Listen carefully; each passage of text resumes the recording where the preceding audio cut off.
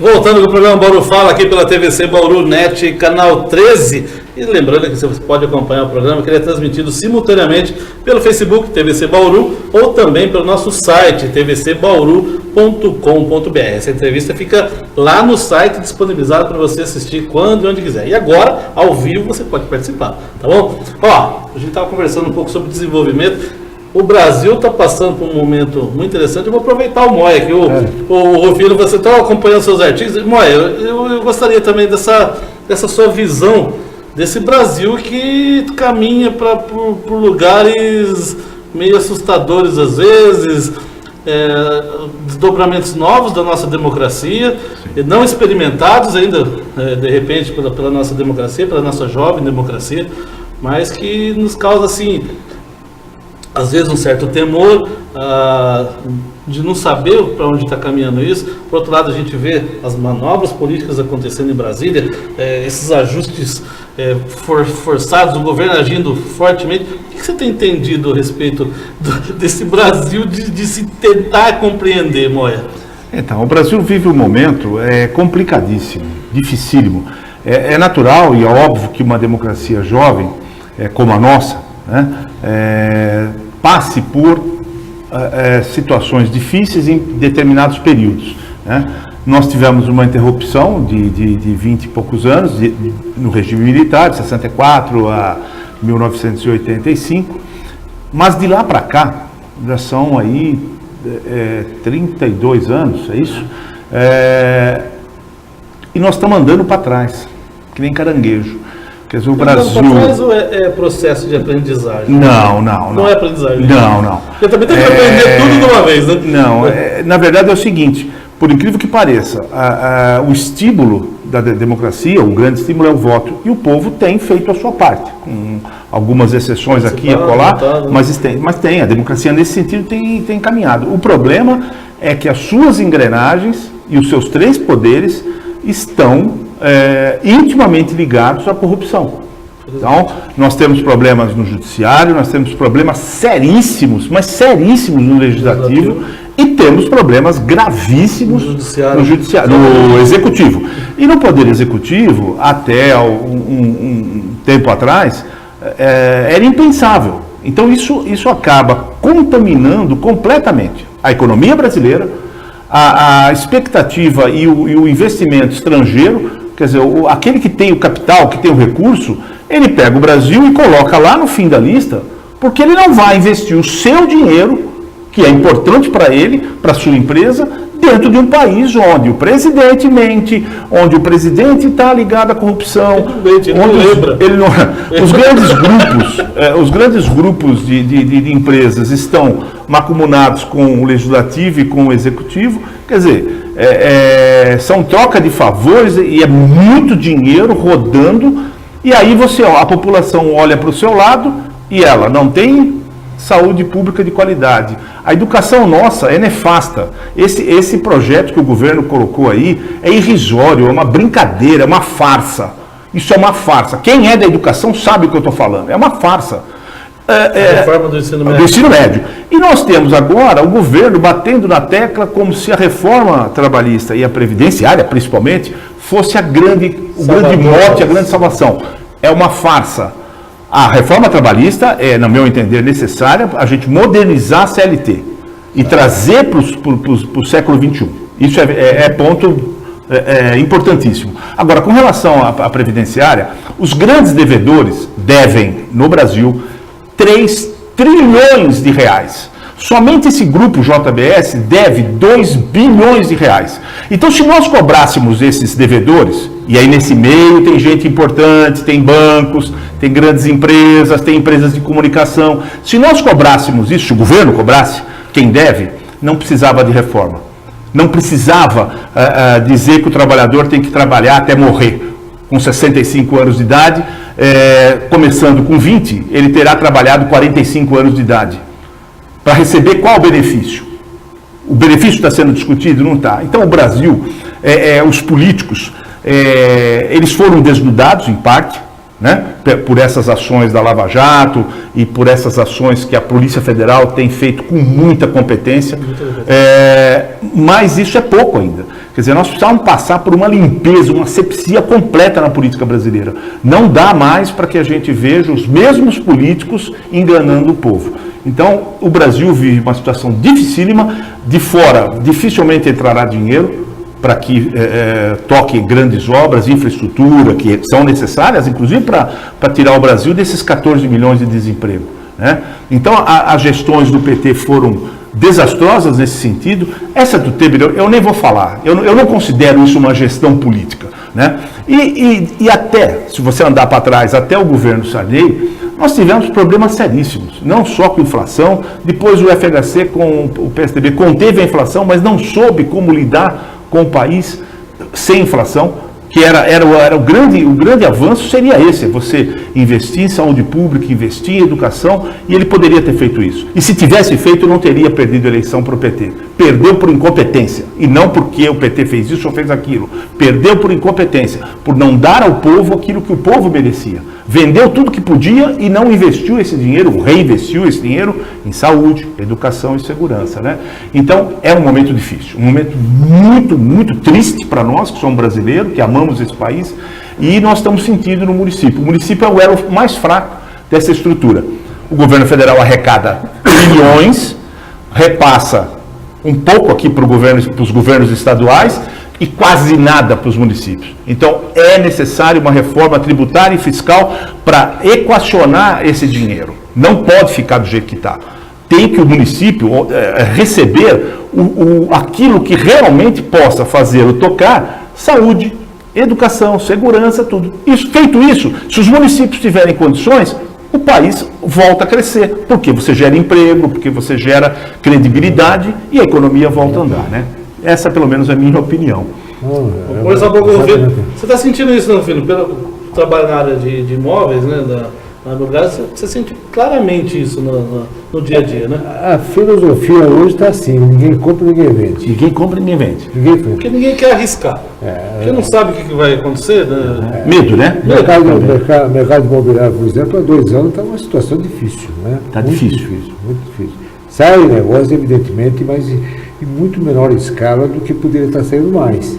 Porque quando há um momento positivo, a atuação imobiliária sempre é das mais importantes, não em termos de município, mas em termos até do Estado e do país. Quer dizer, tudo leva a crer que o remoinho de negócios imobiliários ajuda a mandar a economia para frente, né? Sem dúvida. Junto com outras eu creio que a agricultura e a construção civil são parâmetros, são os dois grandes carros-chefes da economia, porque podem, alavancando, eles vão também levar consigo a indústria, porque logicamente a indústria que fornece os componentes, o aço, todo, para que a construção civil funcione. E quando ela funciona...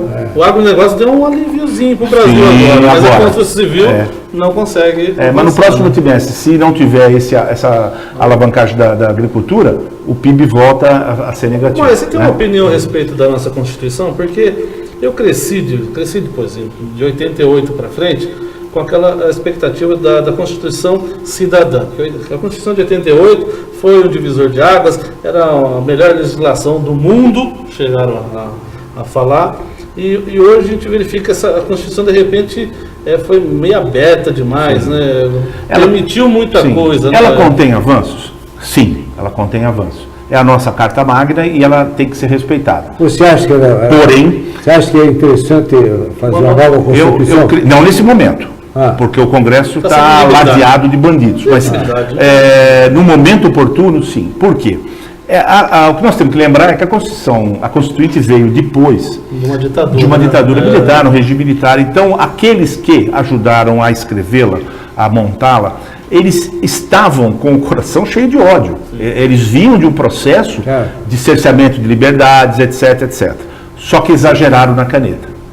E aí eles colocaram coisas ali que não condizem com a realidade do Brasil, na minha modesta opinião. Eu não sou advogado, mas eu sou um brasileiro que vive aqui e que respeita a lei, respeita a ordem, porém, ao analisar a Constituição, a gente percebe que ela puxou demais para um lado, e aquela história, não existe benefício grátis, não existe um país que dê tudo de graça para os seus... Alguém tem que pagar a conta, né? Para a sociedade.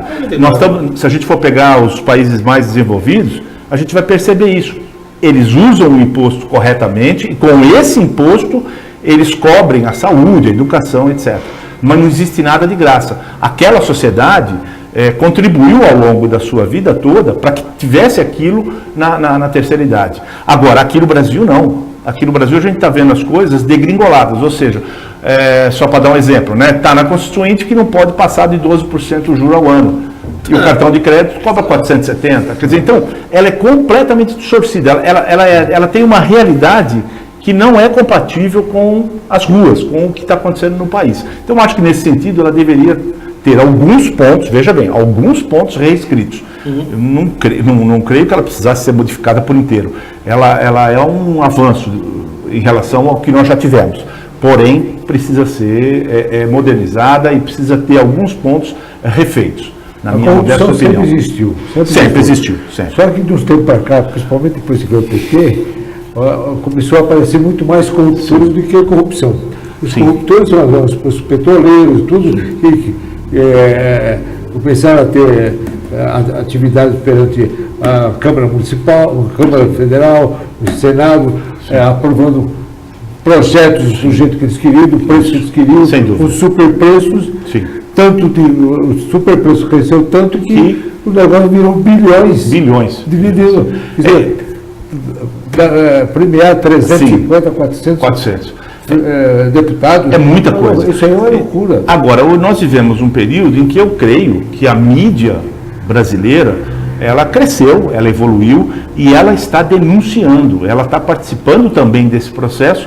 Essa Operação Lava Jato é um avanço, porque pela primeira vez na nossa história nós prendemos os corruptores. Eu acho que a história da Lava Jato está tentando impor a seriedade e o rigor da justiça no Brasil. É coisa de Deus. Deus já está fazendo o seu trabalho de limpar isso aqui, porque a coisa estava degringolada. Eu fico imaginando que sim. Agora, essa Operação Lava Jato ainda é muito pequena diante do descalabro que nós temos. E o que nós temos visto é o seguinte: aquilo que está acontecendo em Brasília, né, com Temer, com Aécio, com petista, com PMDBista, não está aqui na mão do Moro. Por quê? Tem tinha o tal do foro privilegiado. Então isso vai para os STF. Então nós precisamos, ou nunca precisamos tanto da seriedade no STF, no STJ, nesse TSE, que agora está julgando a chapa. Seriedade, porque esses homens têm nas mãos o começo da limpeza ou a permanência da corrupção. É bom que eles, quando colocarem a cabeça no travesseiro, pensem nisso. O futuro do Brasil depende dessas decisões. E elas têm que ser ágeis, firmes, para que a gente faça uma cirurgia realmente forte, grande e limpe realmente. Porque senão, tal qual aquela doença que a gente não gosta de falar o nome, a corrupção ela volta.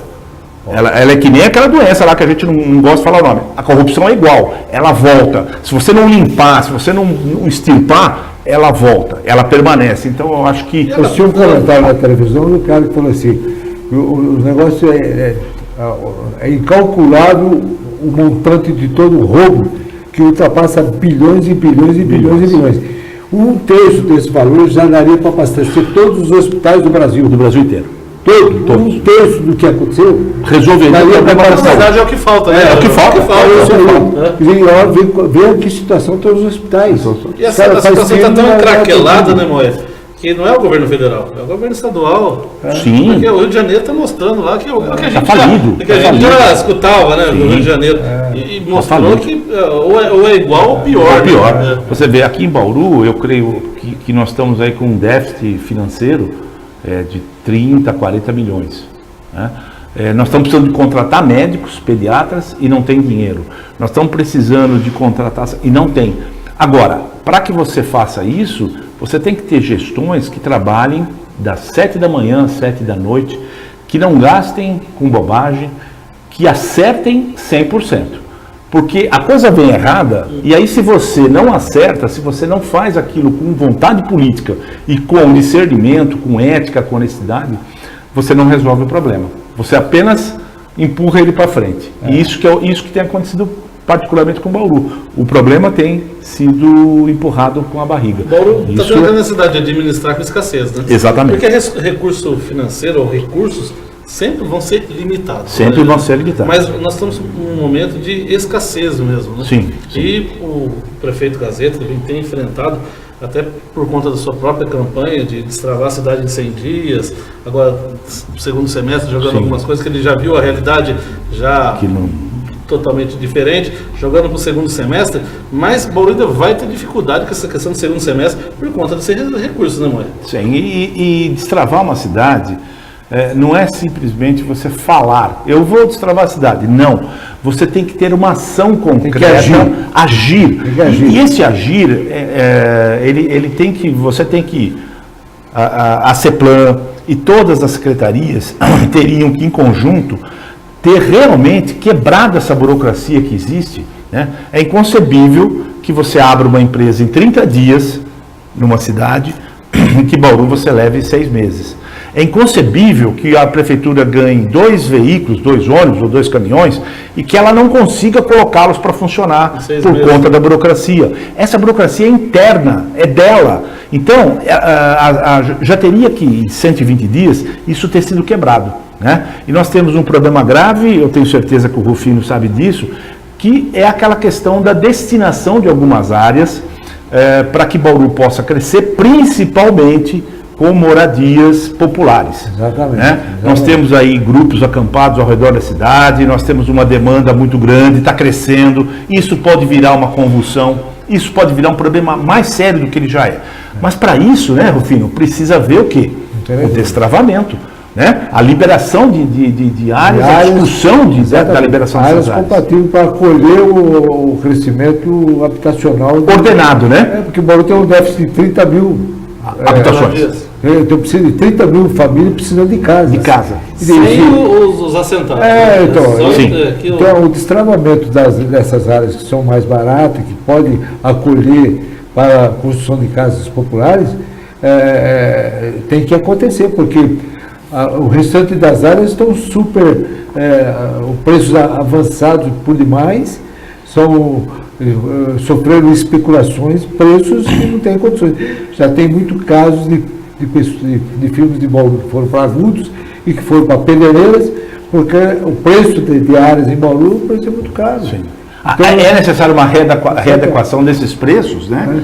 E a prefeitura precisa efetivamente destravar essa burocracia que existe, nós sabemos. Tempos atrás, inclusive, conversando com um ambulante, eu perguntei a ele se ele tinha documentação. Ele falou: não, eu fui lá, eles estão verificando, estão mudando. Essa questão da ocupação do solo ali. A ocupação do solo, quer dizer, tem muita coisa que tem que ser, ou seja, a prefeitura tinha que ir no poupa-tempo. Sabe, analogicamente, olha, vai lá no poupa-tempo e resolve, reabre, destrava. É isso que eles precisam, que essas áreas internas da prefeitura hajam como no poupa-tempo. Ou seja, o cidadão chega aqui, ele tem que realmente, olha, isso aqui o senhor volta daqui a 5 dias, 10 dias, 15 dias, não importa. Agora, isso é um trabalho que você tem que quebrar, obviamente, resistências internas da prefeitura, alguns feudos que existem, eu tenho certeza que existem, né? Que estão atravancando. Tem gente interessada em manter essa logística que está hoje.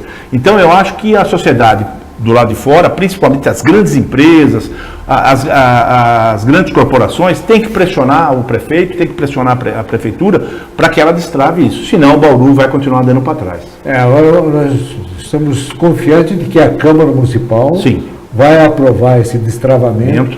O prefeito foi a bandeira dele quando foi candidato. Eu tenho certeza que ele quer isso. Sim. E vamos ver se a Câmara pode aproveitar e aprovar isso aí, no sentido de que as áreas APAs possam ser liberadas para poder acolher investimentos de casa popular e evitar de proprietários de áreas entrar com ação contra a prefeitura, porque já tem 2 casos de proprietários de área que entraram com ação contra a prefeitura para receber o dinheiro. E a prefeitura não tem dinheiro para pagar isso tudo. Claro.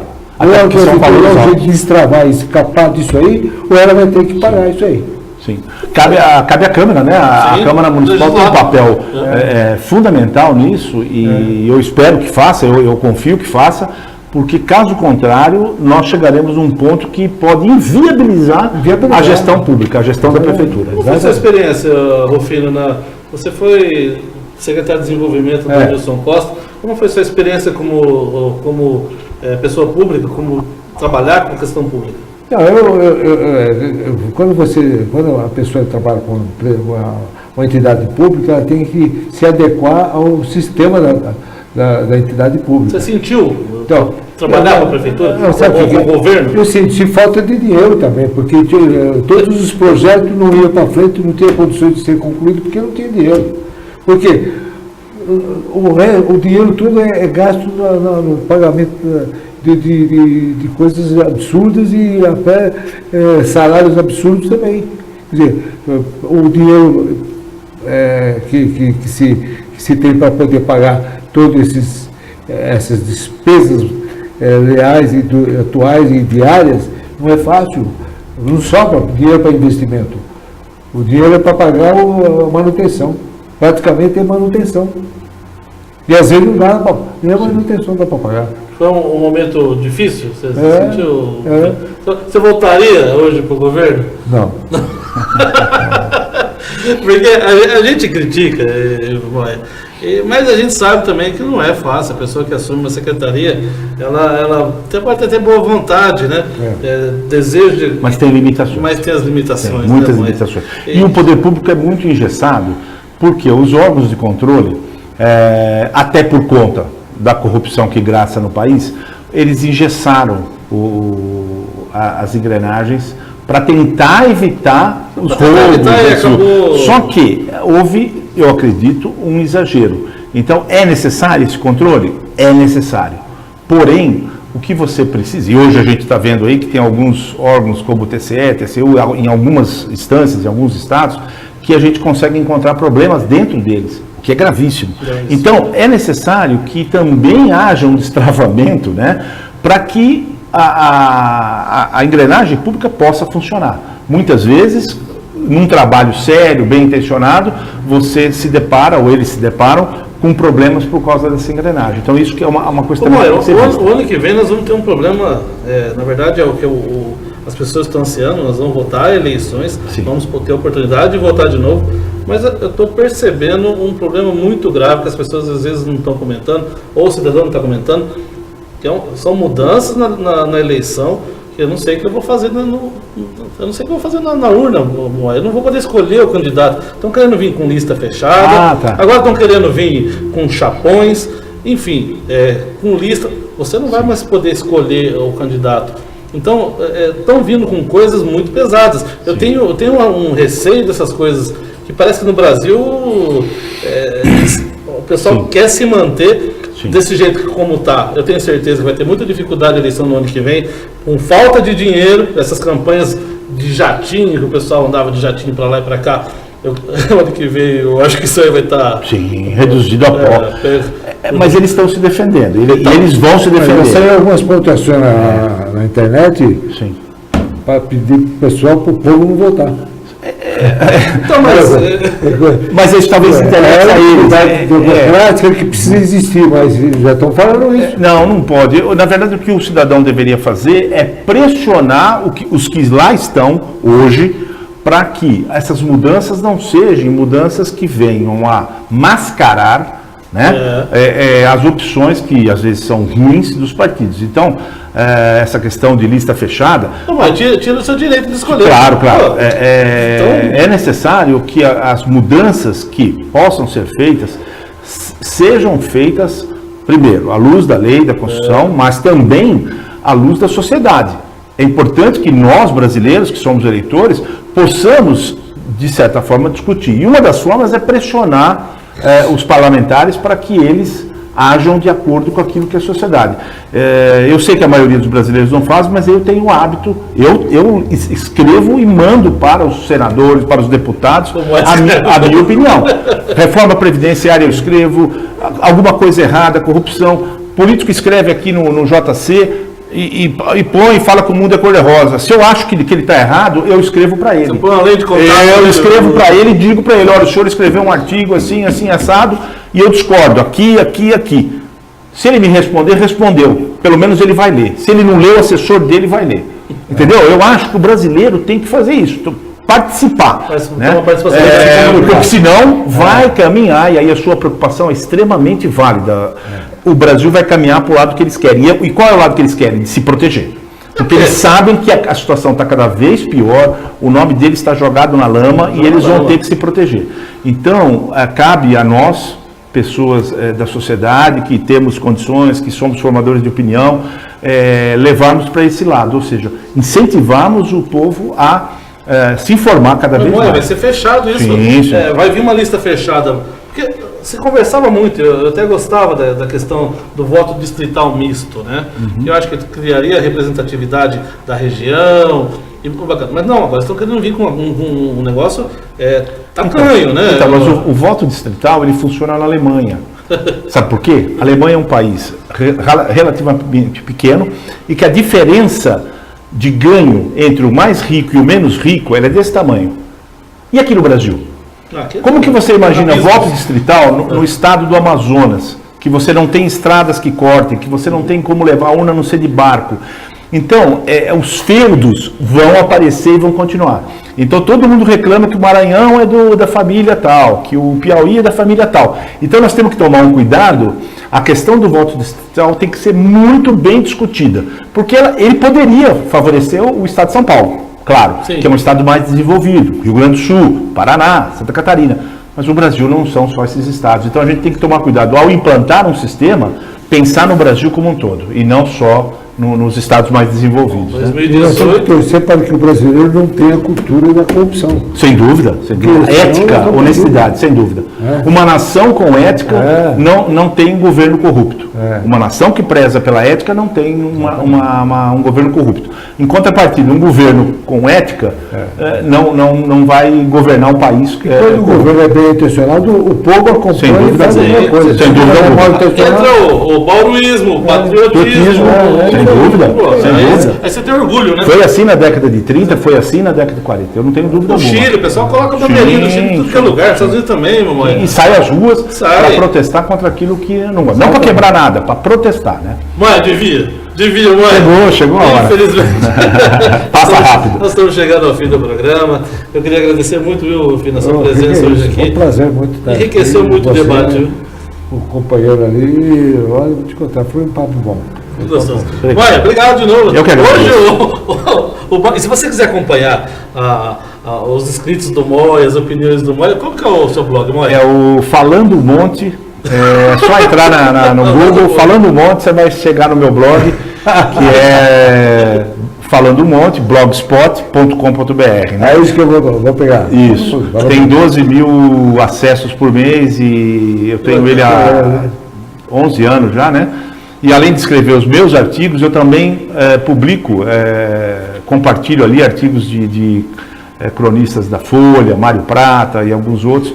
Então, para dar uma enriquecida também e não ficar só a minha opção, a minha vertente, né? Então a gente dá uma ampliada. Exatamente. Bacana, legal. É importante isso para a cidadania. Sem dúvida. Bom, nós vamos chegar ao fim do programa. Eu queria agradecer muito a sua companhia e já te convidar para a próxima quinta-feira, se ligar aqui na TVC, o programa ao vivo que você pode participar e conversar junto com a gente. Valeu demais. Até a próxima quinta-feira e eu conto com você. Até lá.